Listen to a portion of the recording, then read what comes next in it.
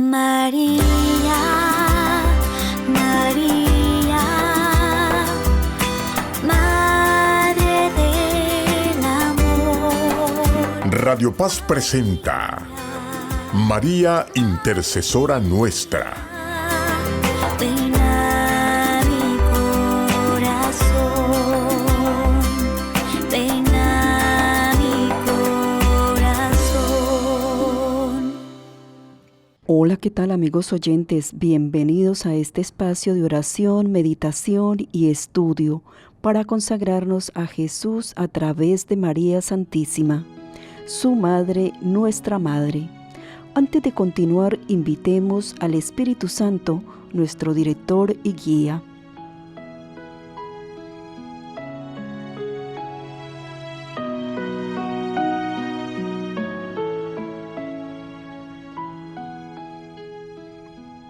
Ven, Espíritu Santo, ven por medio de la poderosa intercesión del corazón inmaculado de María, tu amadísima esposa. Padre, en tus manos me pongo, haz de mí lo que quieras. Por todo lo que hagas de mí te doy gracias. Estoy dispuesto a todo, lo acepto todo, con tal que tu voluntad se haga en mí y en todas las criaturas. No deseo otra cosa más que esto, Dios mío. Pongo mi alma entre tus manos, te la doy, Señor, con todo el ardor de mi corazón, porque te amo, y es para mí necesidad de amor el darme, el entregarme entre tus manos, sin medida, sin reservas, con infinita confianza, porque tú eres mi Padre. Amén.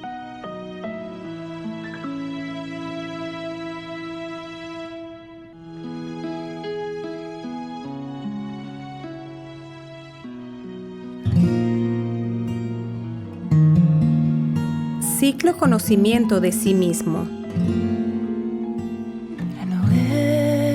Renuévame, Señor Jesús. Este ciclo nos invita a conocernos a nosotros mismos, nuestras sombras y nuestras luces, a fin de que consagrándonos al verdadero Cordero, cuya sangre consagra las puertas de los fieles, Él esclarezca las tinieblas del pecado, nos arranque de los vicios y de la oscuridad del mal, nos restituya a la gracia y al ámbito de su santidad. Porque todo lo que hay dentro de mí necesita ser cambiado, Señor. Porque todo lo que hay dentro de mi corazón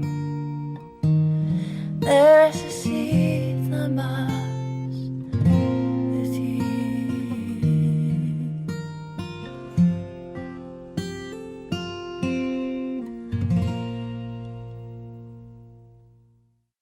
Y bien, amigos oyentes, ahora estamos en la segunda etapa, el conocimiento de nosotros mismos. Saber realmente cómo estoy compuesta fisiológicamente, qué experiencias he tenido, cómo he manejado mis heridas que por lo general han sido maltratadas, escondidas y olvidadas, y el diablo ha hecho uso de estas heridas y nos ha enseñado a odiar, a vivir en resentimiento, amargados, tristes, deprimidos. Habiendo hecho todo este recorrido, hablamos en el espacio pasado que es necesario diseñar un plan de vida, un proyecto que me vaya marcando el camino de santidad. Se hace necesario tener un director espiritual, pero en estos tiempos está como complicado tener director espiritual y debemos hacer uso de los libros que nos han dejado los padres de la iglesia. En lo personal he leído Introducción a la vida devota, San Francisco de Sales, San Lorenzo Scupoli y Perfección Cristiana.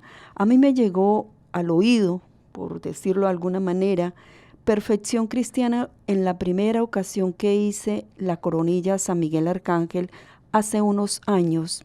En la primera coronilla de la oración a San Miguel Arcángel se pide perfección cristiana Y muy curiosa que he estado en el conocimiento del Señor, pues me fui a buscar qué era perfección cristiana y me encontré un libro maravilloso que me ha ayudado muchísimo y es del cual yo les comparto muchas cosas que he aprendido.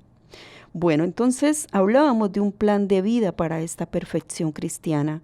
Hablábamos que había que diseñar unas estrategias para ponernos una autodisciplina de acuerdo a mis condiciones. Recordemos que lo que opera para mí quizás para usted no funcione. Por eso cada uno debe ser muy responsable consigo mismo. El Señor nos invita a amarnos a nosotros mismos y a amar al prójimo. Pero no puedo amar al prójimo si no tengo amor hacia mí misma, si no me veo como verdadera hija de Dios, si no reconozco mi dignidad de hija de Dios. El padre Antonio Rollo Marín nos proponía 5 principales medios secundarios externos. En el espacio pasado vimos el plan de vida.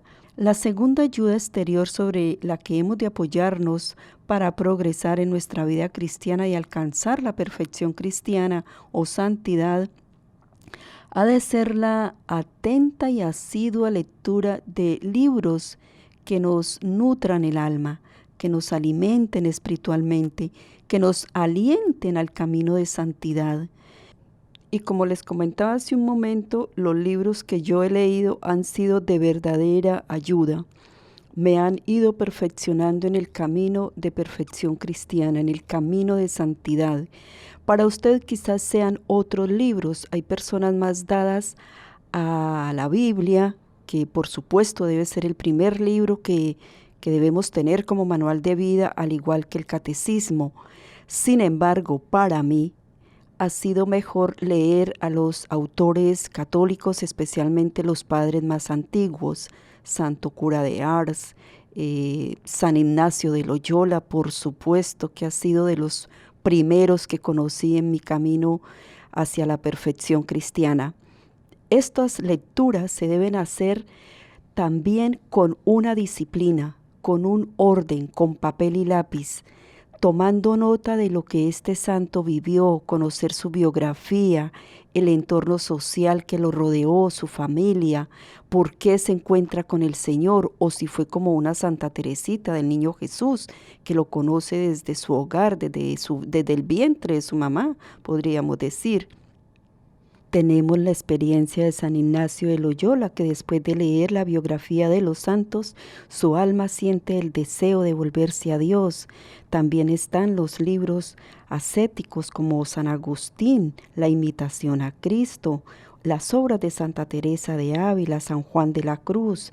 Bueno, cada uno podrá ir identificando con qué santo puede trabajar su vida espiritual, qué santo puede ser su director espiritual, sobre todo en estos tiempos que nuestros sacerdotes no tienen tiempo y otros no quieren hacerlo. La verdad, hay que ser honestos en esto.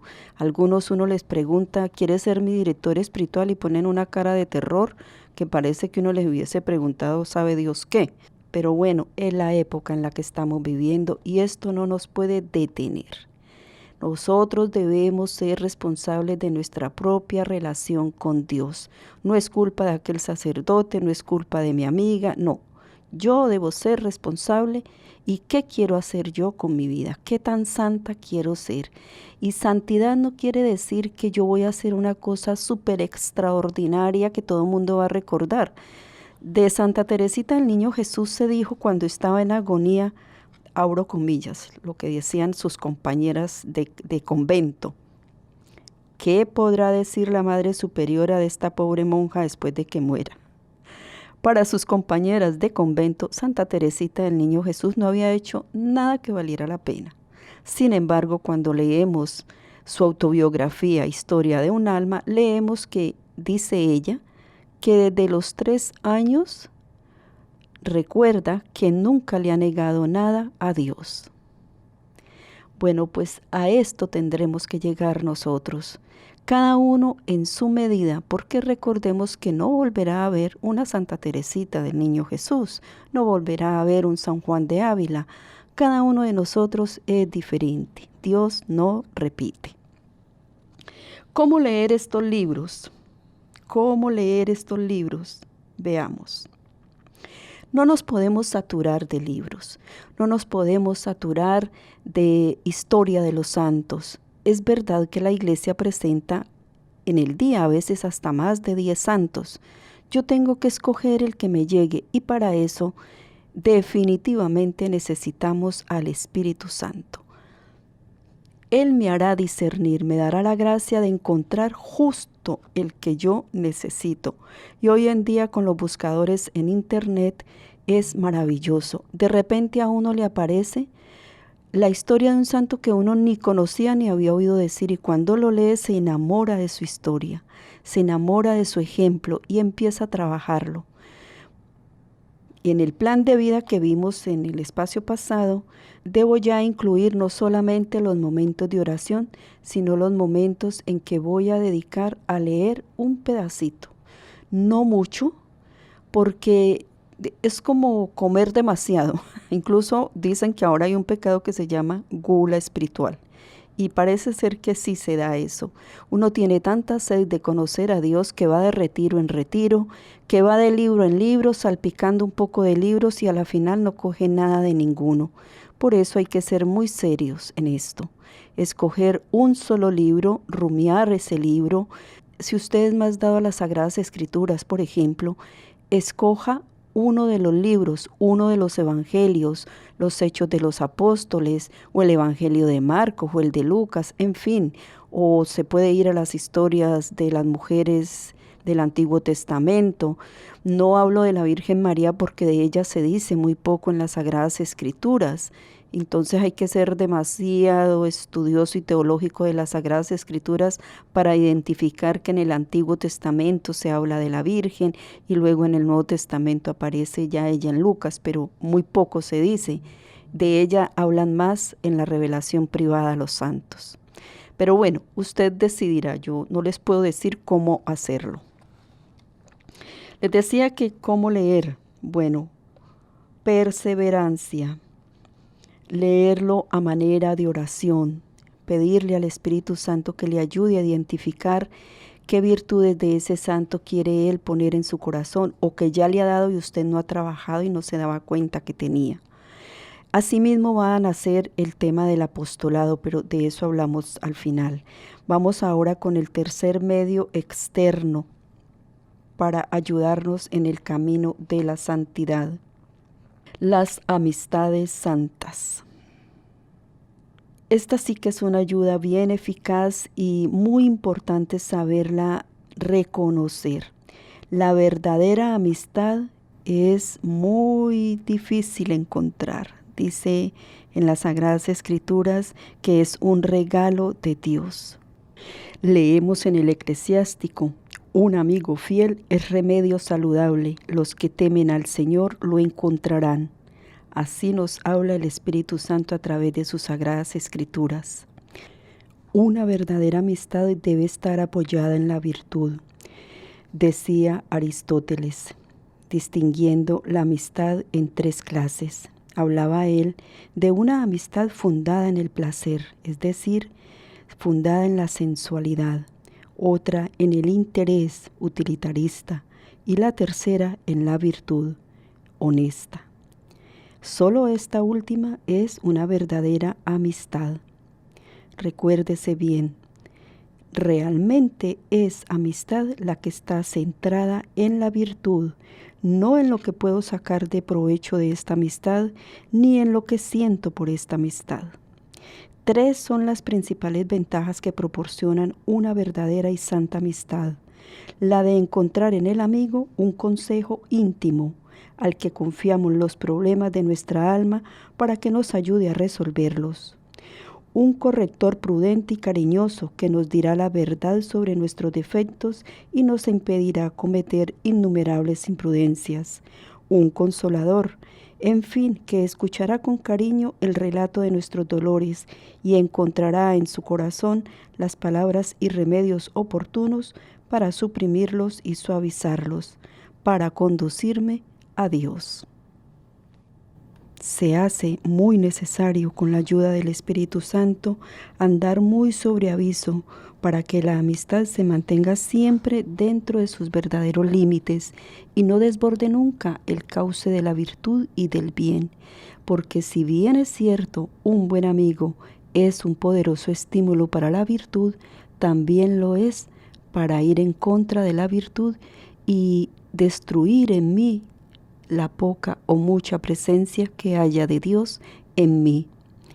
Pasar de una clase de amistad a la otra se da sin darnos cuenta, de una manera casi imperceptible, dice San Francisco de Sales.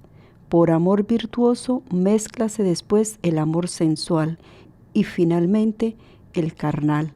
Así que aún en el mismo amor espiritual hay riesgo si no se está con cuidado. ¿Cómo identificar que una amistad virtuosa se está pasando a lo sensible y a lo carnal?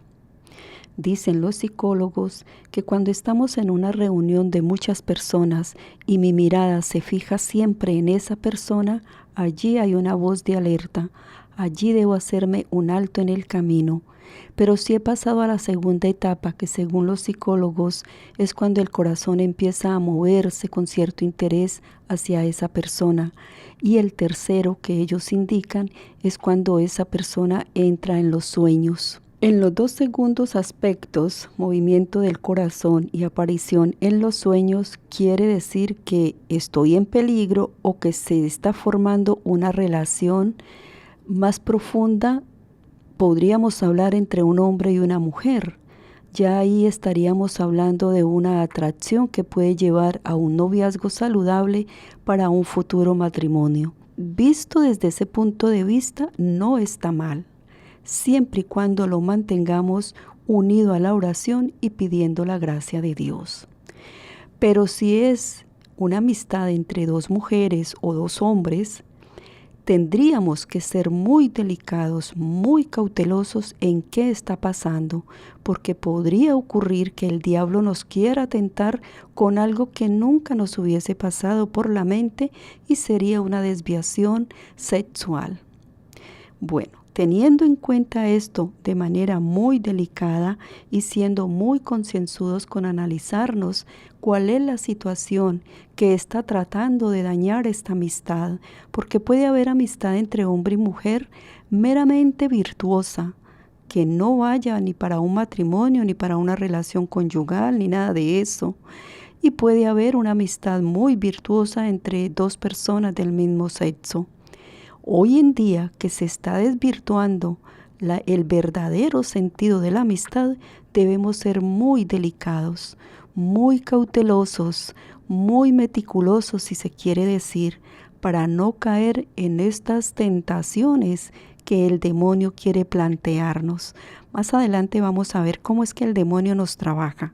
Por ahora estamos con lo que somos nosotros, con las experiencias naturales de nuestra vida, con nuestro cotidiano vivir.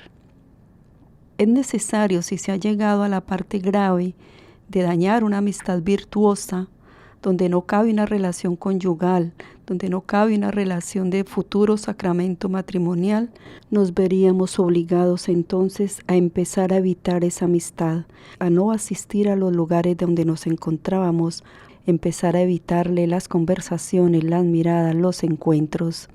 Si no es posible, iré dejando que esa amistad se enfríe y hemos avanzado muchísimo, no nos dimos cuenta a tiempo, toca evitar la amistad de una vez y por todas. Debemos pedirle la gracia al Espíritu Santo para no herir a la persona, para no causarle dolor, desprecio, humillación, sino que por el contrario sienta que fue mejor dejar de tratarnos. Vamos ahora con el cuarto medio secundario para ayudarnos en la vida espiritual, sería el apostolado. El apostolado en cualquiera de sus formas, realizado con un verdadero espíritu sobrenatural, puede y debe representar para el apóstol una verdadera fuente de santificación. La palabra apóstol significa enviado, mensajero, embajador. En el Nuevo Testamento se emplea esta palabra para designar unas veces a los 12 grandes discípulos de Jesucristo, agregando a Matías, Pablo y Bernabé. También se le da el nombre de apóstol a los predicadores del Evangelio, incluso los no pertenecientes a la jerarquía eclesiástica. Podemos entonces hablar de grados en el apostolado.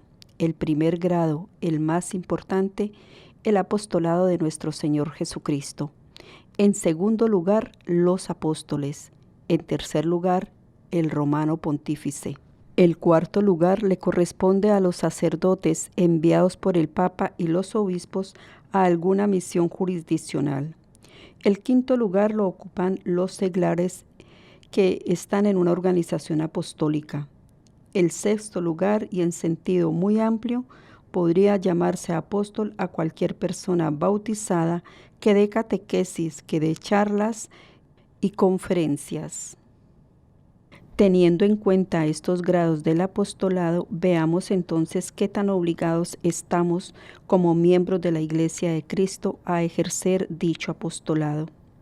En una exigencia de la caridad para con Dios, para con el prójimo y para con nosotros mismos. Para con Dios, el amor egoísta y sensual es exclusivista. No quiere que nadie participe de su gozo, quiere saborearlo a solas. Se explica muy bien por la limitación y pequeñez de la criatura sobre la que recae, pero el amor de Dios, al caer sobre un objeto infinito e inagotable, lejos de disminuir, crece y se agiganta a medida que se comunica a los demás. Por eso es imposible amar de veras a Dios sin sentir arder en las propias entrañas el fuego del apostolado. Un amor a Dios que permaneciera indiferente a las inquietudes apostólicas sería completamente falso e ilusorio. Una sola cosa, decía Santa Teresita del Niño Jesús: hacer amar a Dios. Es el deseo fundamental y primario de todas las almas auténticamente enamoradas de Dios. En cuanto al prójimo, la caridad para con el prójimo nos obliga a desearle y procurarle toda clase de bienes, principalmente los del orden espiritual que se ordenan a la felicidad eterna.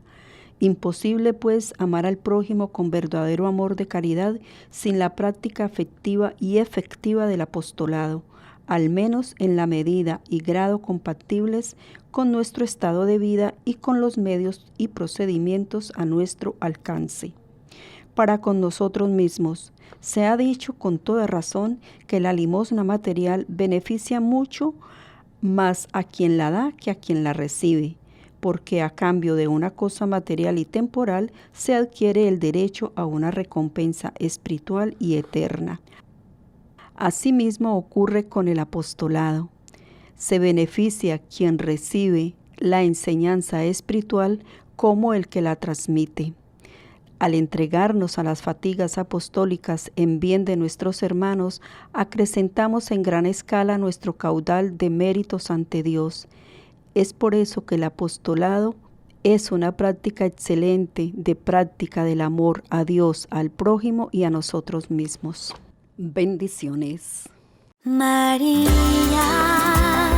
María, Madre del Amor. Radio Paz presentó María Intercesora Nuestra.